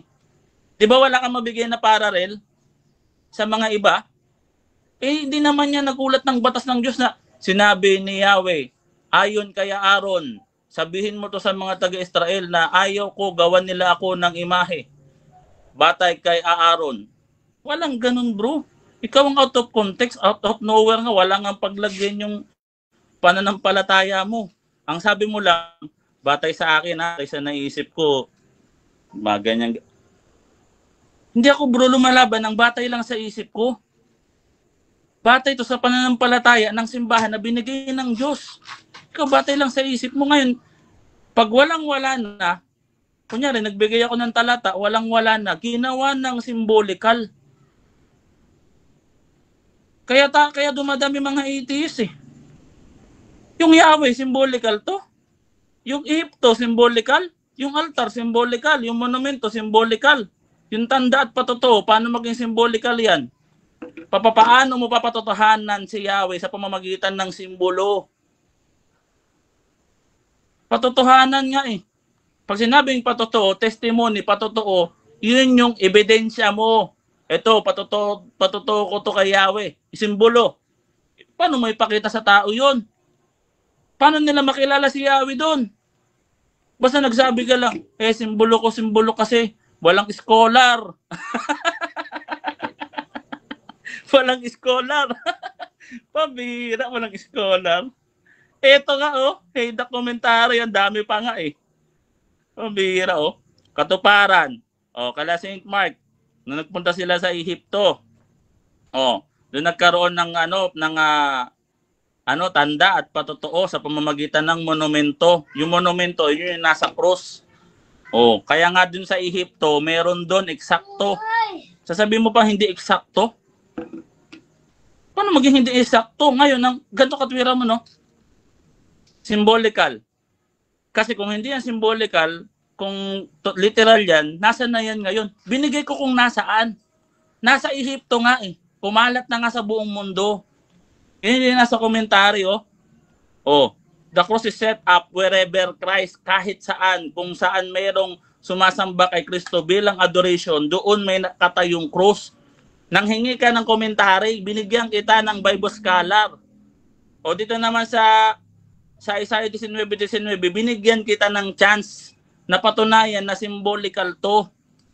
Meron ka ba napatunayan? Wala. Sabi mo, batay sa akin kasi simbolo yan eh. Si Yahweh, simbolo ng Diyos ng Israel. Hindi sa simbolo ng Diyos ng Israel. Literal yun, na si Yahweh yun.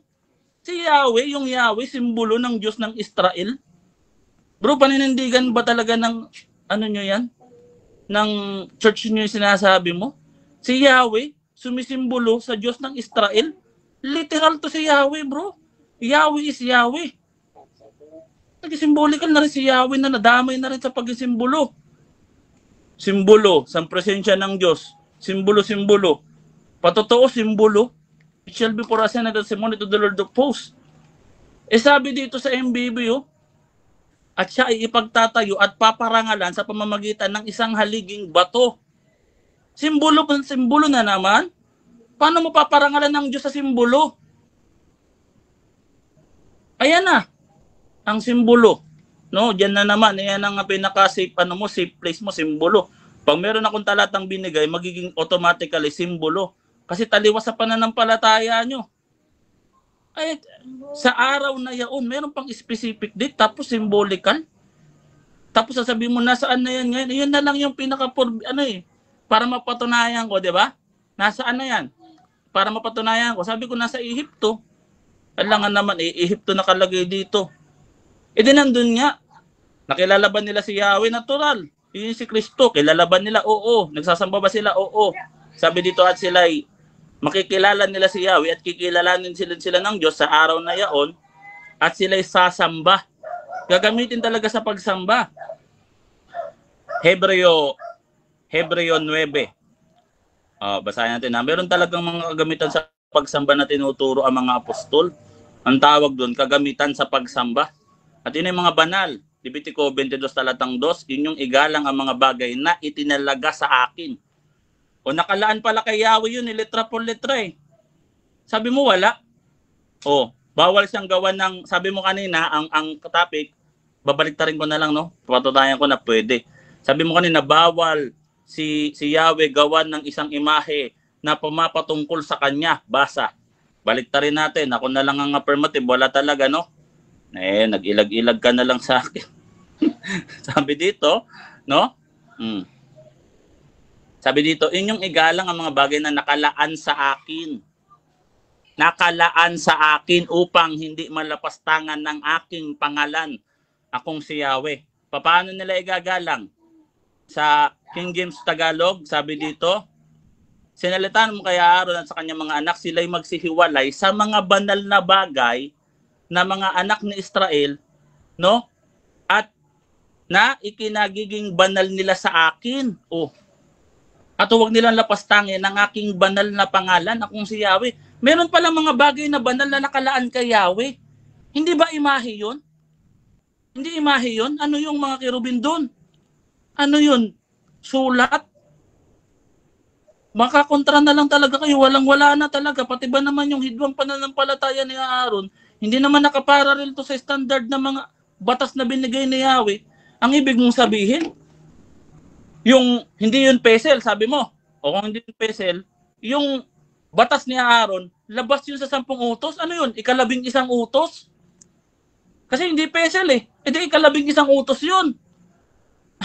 Huwag mong dagdagan yung 10 utos, bro. 10 utos, Mateo 22:37-39. Yung 10 utos na yon, no? Yun yung pag-ibig sa Diyos at pagmamahal sa kapwa, doon na lahat nakapailalim ang batas ng mga propeta. Hindi hihiwalay pa, wala nang ika-11 utos. Yung 10 utos, sumasalamin yun sa lahat ng utos. At ginawang 2 utos na lang yun ni Kristo.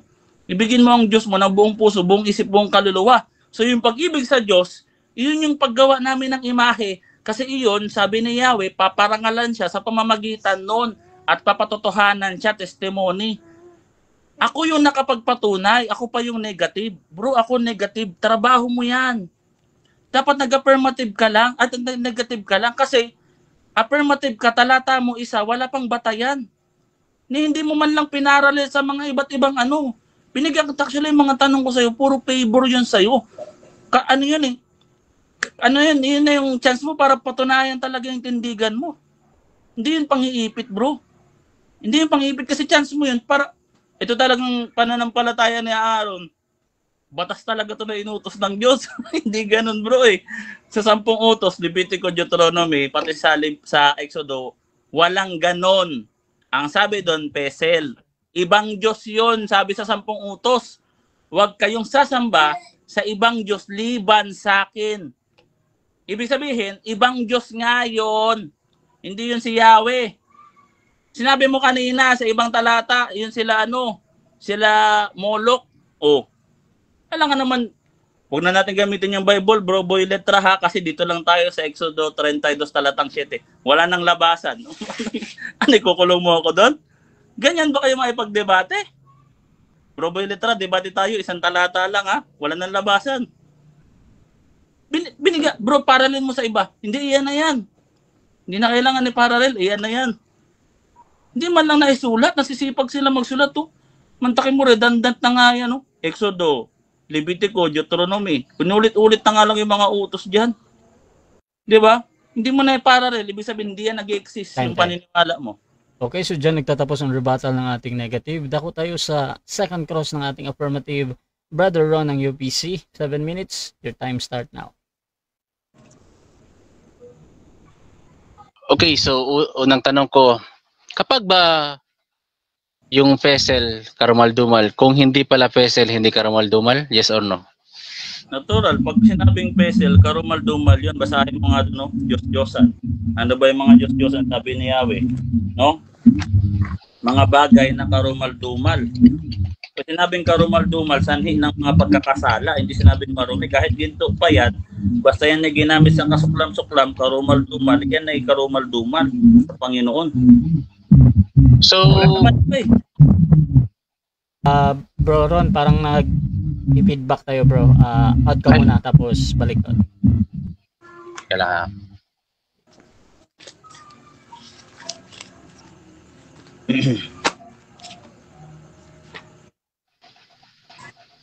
Okay, yan, bro. Okay na? Yes, bro. Proceed, bro. So, yung tanong ko, kung hindi ba Pesel, hindi rin karumal-dumal, yes or no? Anong klase mo na, Mr. Moderator? Time stop. Okay. Kasi maraming karumal eh. Anong clarification ulit, bro?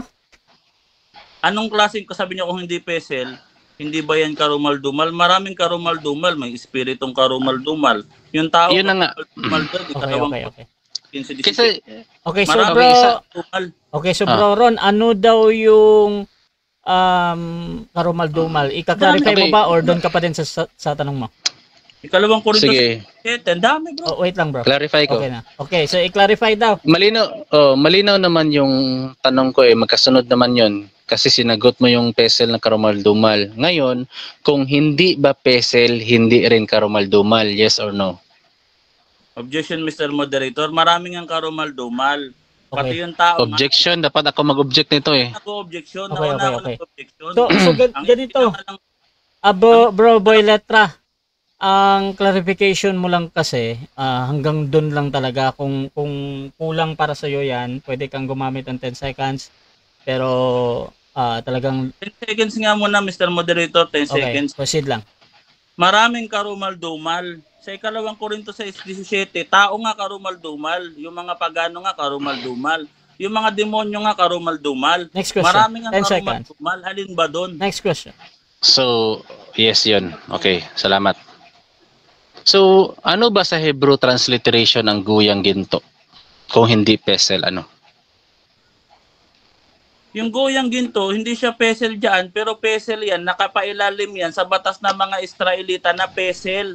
Alangan naman ika-11 utos yan. Sinabi dun sa 10 utos, yung mga Diyos-Diyosan, teka muna, huwag ka muna maingay, nagsasalita pa ako.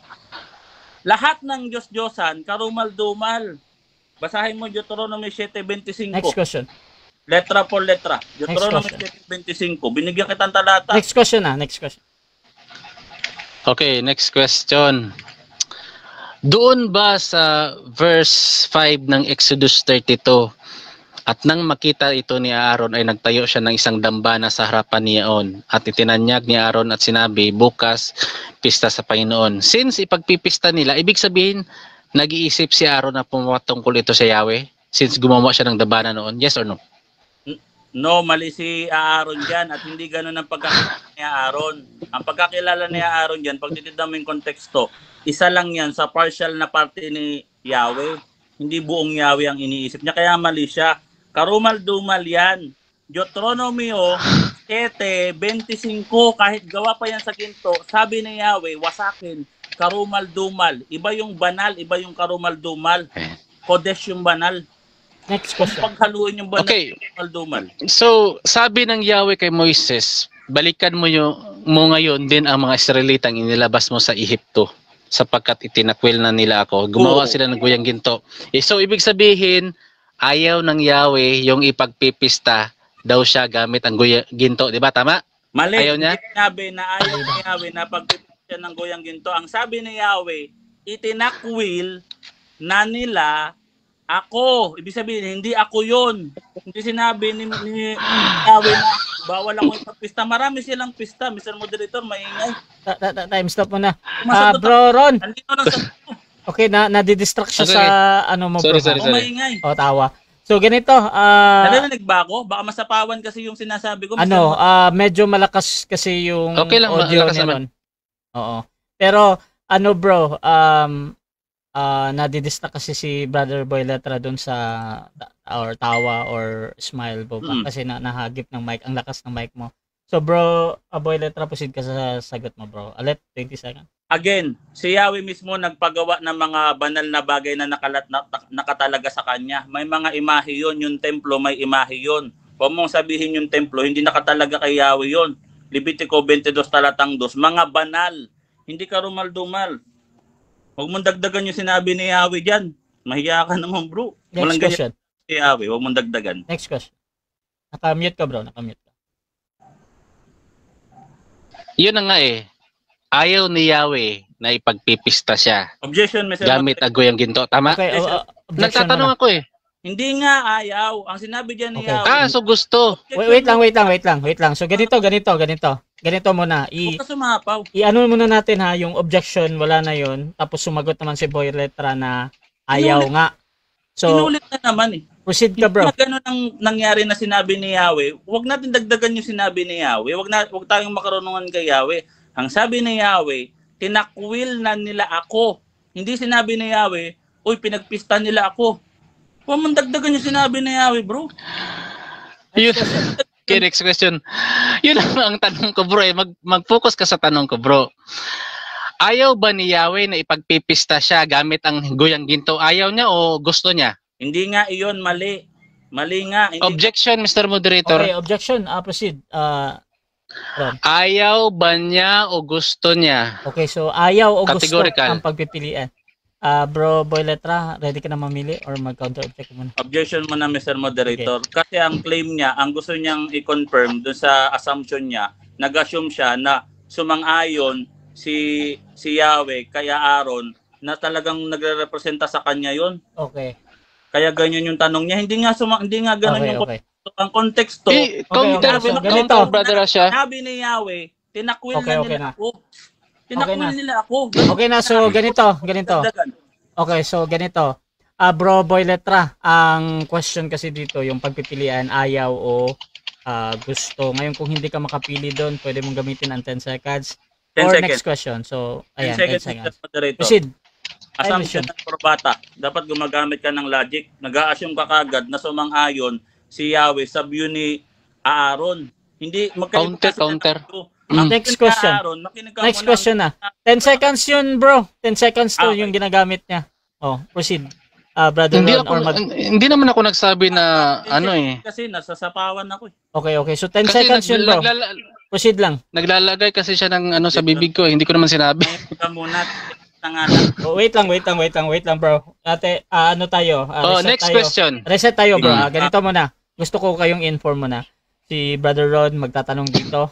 Tapos si Brother Boyleta sasagot lang. Ngayon, kanina 10 seconds yun na pagsagot.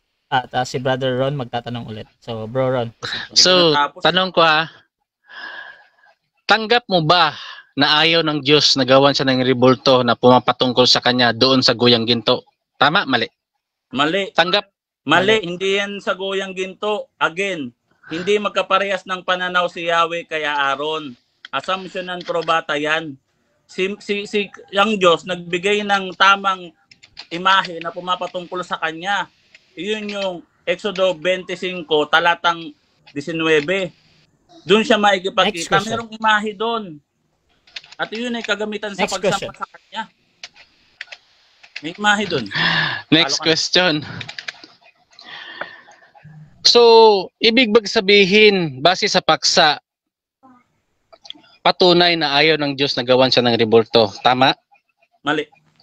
Huwag ka sumapaw ha. 20 seconds. Mali nga. Kasi nga sa Exodo 25 talatang 19, nagpagawa nga siya ng imahe at nakaparallel yan sa Levitico 22 talatang 2, nakatalaga sa kanya yun, nandun yung pangalan niya. O binigyan ng talata, letra po, letra, mali. Si Aaron nagkamali. So nagkamali. Next question. Okay, so nagkamali kasi hindi siya tunay na nanampalataya. Tama? Mali nga kasi nga ang ginawa niya goyang baka, hindi naman yon nagre-representa kay Yahweh, nagre-representa yon sa mga diablo. Sabi ni Pablo, unang Korinto 10:20, hindi yan representa sa Diyos, representa yan sa mga diablo. Pero sabi ni Pablo rin sa Hebreo 10, merong yung arka, yun ay alituntunin at kagamitan sa pagsamba kay Yahweh. Next question. Daming talata, bro. So, kung hindi pala representa kay Yahweh yun, bakit iniisip ni Aaron dyan, Paulo, na ipagpipista niya si Yahweh? Naggumawa nga siya ng dambana eh. Kasi nga, bakit niya sinabi? Okay, ito. Please, proceed. Huwag ka sumapaw. Kasi nga, binulungan siya ng diablo kagaya mo. Ikalawang Korinto 10:20, yung mga gumagawa ng karumal-dumal, may kasi ng diablo. Sa diablo sila nag-alay, hindi kay Yahweh. Namali ka rin. Huwag mong gawin batayan yung utos ng diablo. Ikalawang Korinto 10:20. Next question. Utos ng diablo, Mr. Moderator. Dapat sumasagot ako. Huwag okay. sumapaw.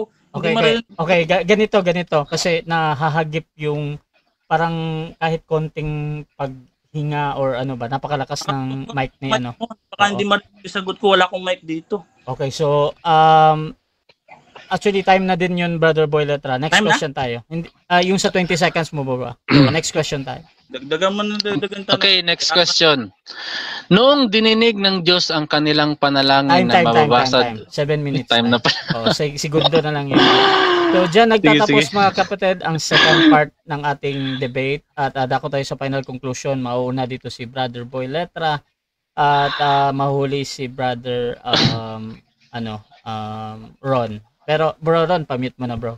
Kasi nahahagip talaga ang lakas ng mo mic. Shoutout kay Nash Benavides. Ipit na ang mga inutil na protestante. Shoutout din kay Renante Tomnod, Kapinding. Mga protestante ang hindi nag-intindi ninyo. Shoutout din kay Manjero Sano. Walang maayos na mapakinggan. Kasi mali. Shoutout din mga kapatid kay Okay, so sila lang to. Ayan, so dako tayo sa final conclusion na dito kay Brother Boy Letra bilang negatibo na ayaw ng Diyos, gawan siya ng ribulto na pumapatungkol sa kanya. Bilang negatibo, Brother Boy Letra, your time start now. Alright, so nakita niyo naman sa sagutan kanina, sinong mas makatiwiran dito. Ang talata niya, isa lang, mali pa ang pagkaintindi. Hindi naman ganun ang conclusion ni Yahweh. Ang sabi ni Yahweh, itinakwil na nila ako. Pasok yan sa 10 utos. Yung 10 utos, ibang Diyos. Hindi yan ikalabing isang utos. Kaya nga hindi mo yan maipararil. Hindi mo maipararil yan sa ibang mga talata. Diyan samantalang yung Exodo, Levitico, Deuteronomy, nagsishare yan ng qualities ng mga batas. Isa lang yung batas sa Exodo, hindi yan kontradiktor sa batas ng hindi isang batas lang lahat yan. Kung bawal sa pagkain ng dugo dito, Levitico, ganun din sa Exodo, ganun din sa Deuteronomy. Kasi yun ay inaalay nila kay Yahweh. Ngayon ikaw gumawa ka ng panibagong batas ng mga ng mga Hudyo. Ikalabing isang utos yan. Kaya nga hindi mo maiparallel, di ba? Gusto mo stick lang dyan. Hindi ka na makaalis. Ngayon, sabi niya, tama ba si Aaron? Mali. Binulungan siya ng Diablo yan. Kasi Diablo ang sinasamba nila dyan. Kaya hindi yan nakalagay nakarumal-dumal kasi hindi naman yung mga karakter dyan, hindi naman sila nagsasalita sa estado ng katayuan ng kaisipan ng Diyos. Kung nakatayo sila sa estado ng kaisipan ng Diyos, ang sasabihin nila dyan, karumal-dumal. Hindi mo pala binasa yung Biblia, sabi niya pa, kung hindi pesil, hindi karumal-dumal. Maraming karumal-dumal, bro. Anong klaseng tanong mo? Wala ka na ibang matanong, bro?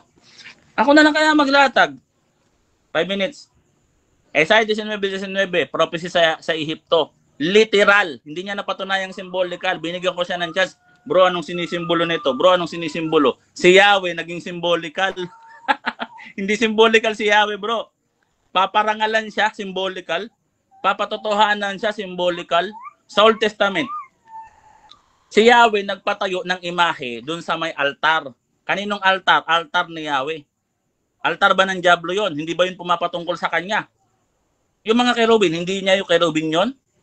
Ano yung mga demonyo yung nasa dalawang kerubin doon? Demonyo yon? Karumal-dumal yon? At hindi yun ordinaryo. Ang tawag doon, mga kodesh, mga banal. Banal na bagay na nakatalaga sa akin, letra po letra. Dapat nag-negative ka na lang. Kaya pala gusto mong mag-affirmative, gusto mo, boy letra, ako affirmative, dito lang tayo, Exodo 32:7, wala nang labasan. Walang ganyan, no?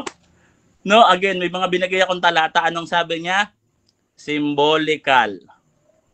Para lang pamalian. Naging simbolo na si Yahweh. Mali ka dun, bro. Pagsisihan mo lahat yan, ako matibay yung paninindigan ko dito, yung mga nilalatag ko. Hindi mo ako nalito, no? Nasagot ko lahat. Dito talaga talo ka, bro. Again, yung binibigay mong talata, isang piraso, bro. Bro, bigyan mo naman ako ng magandang laban. Huwag naman magpe-prepare ka ng debate. Bibigyan mo ko isang talata, mali na pagkaintindi.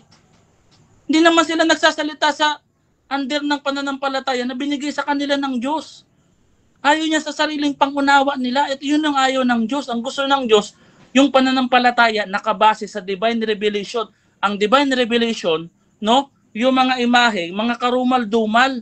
Ngayon, ba't mo hahanapin yung salitang karumal-dumal? Wala nga sila sa ganong kalagayan. Paano nila malalaman na karumal-dumal yun? Kailangan sa kanilang ipaalam ng Diyos yun.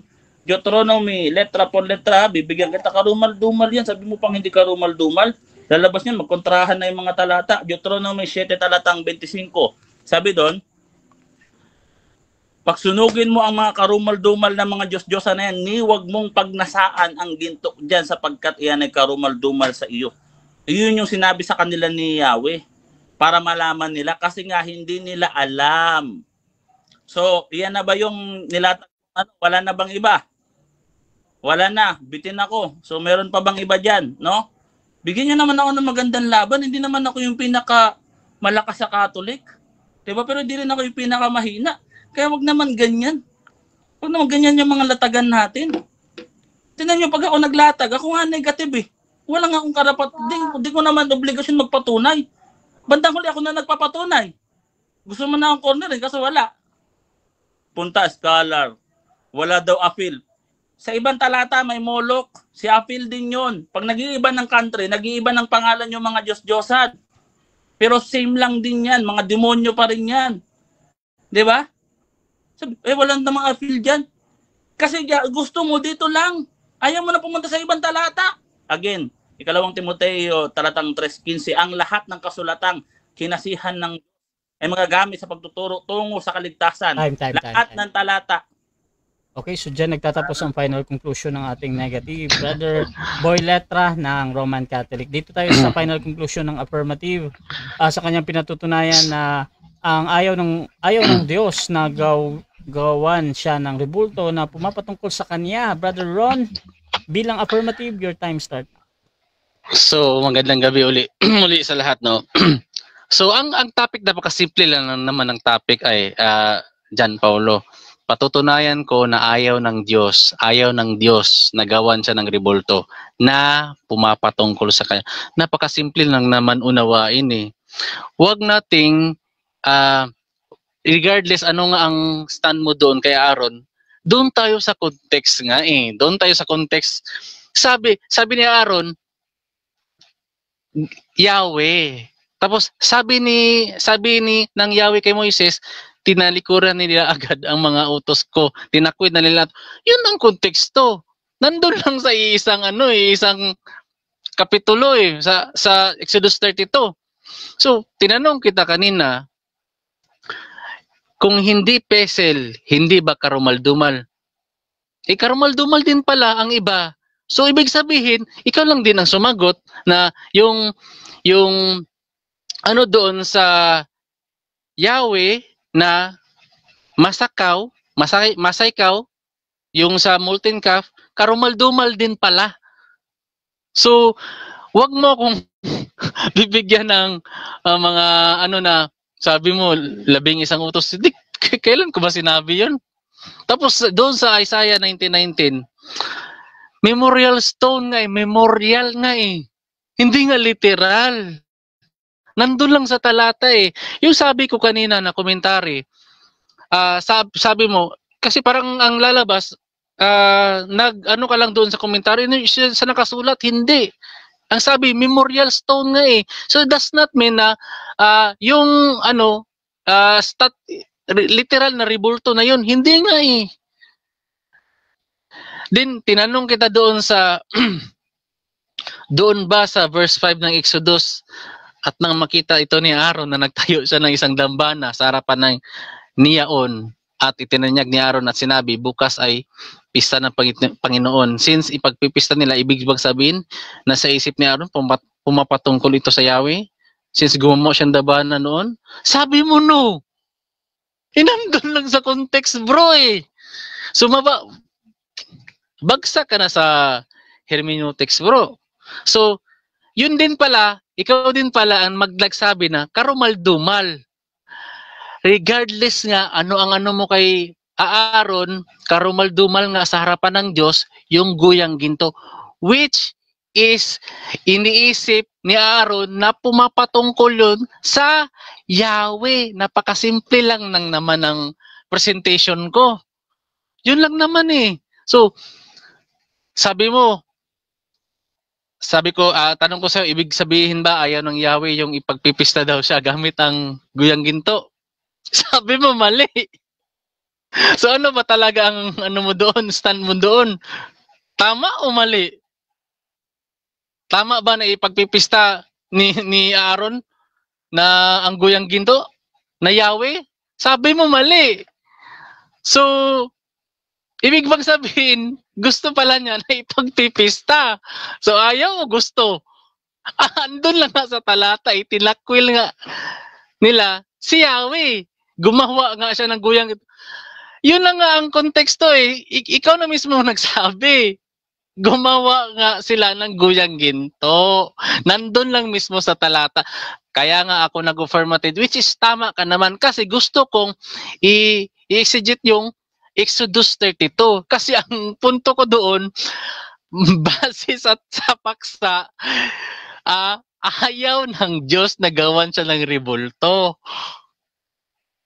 Regardless ano mo kay Aaron, ayun na nga eh. Sabi mo, mali pala na Hindi ko nga alam kung saan ako huhugot sa iyo ng kung na-inaffer mo pala.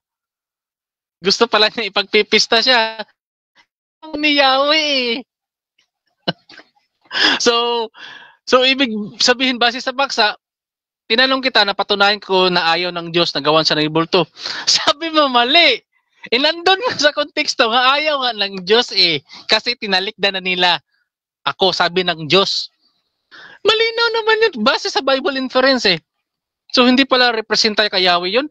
Tinanong kita, sino ba yung Diyos-Diyosan doon? Sabi mo, Afil, hindi naman nakasut. Wala namang Afil na mababasa doon Ikaw lang ang nagdadagdag, hindi ako, bro. Hindi ko sinasabi na hindi kailangan lumabas doon sa Exodus. Nagkataon lang ang lahat ng mga tanong ko nandun sa talata. Okay. Thank you. So dyan, nagtatapos mga kapatid ang debate natin between UPC and RCC. At before natin i-end yung ating live, syempre gusto ko muna silang bigyan ng time magpasalamat. Unahin natin yung ating kapatid, bro Ron. Salamat po muna, bro. So salamat sa lahat. Maraming salamat sa mga nakapanood nito, no.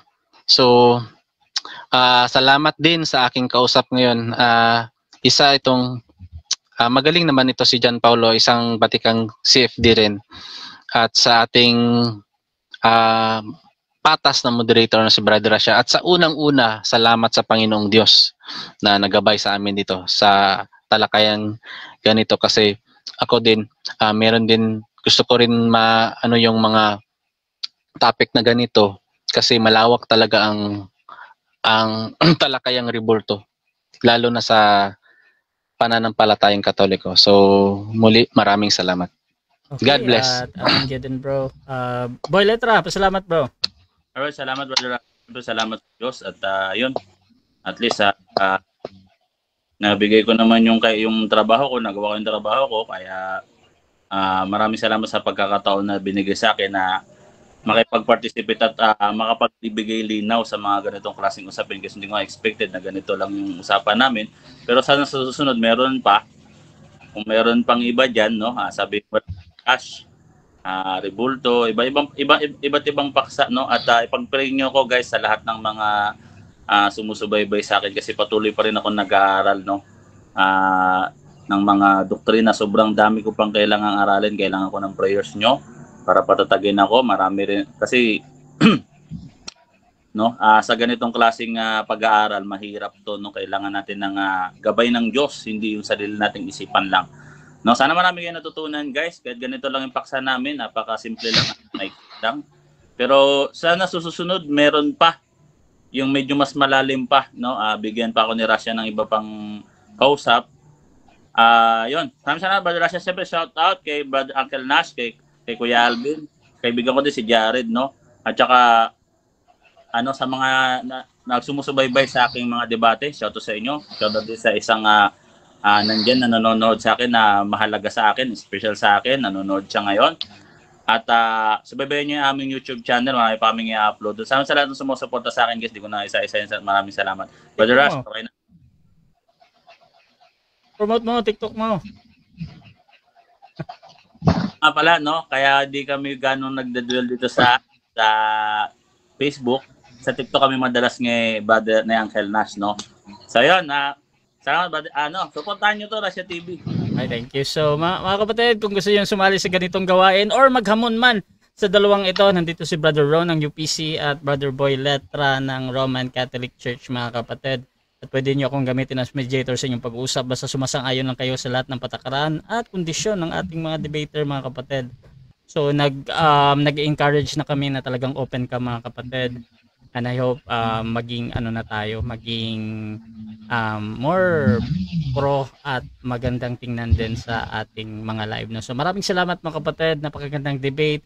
At please subscribe yung ating YouTube channel Rasha TV dahil doon lahat napupunta ang aking debate, mga kapatid, dito. At sa mga makaka-upload pa nito, baka mag-upload din si Boy Letra or si Brother Ron. So maraming salamat. This is Admin Rasha ng Rasha TV and we're out. Ug inyo nang nabati ang mga kamatuoran dinhi ning atong tulumanon. Kay usay kamatuoran. Ako lang hinaot nga daghang kamog lakatunan. Daghang salamat.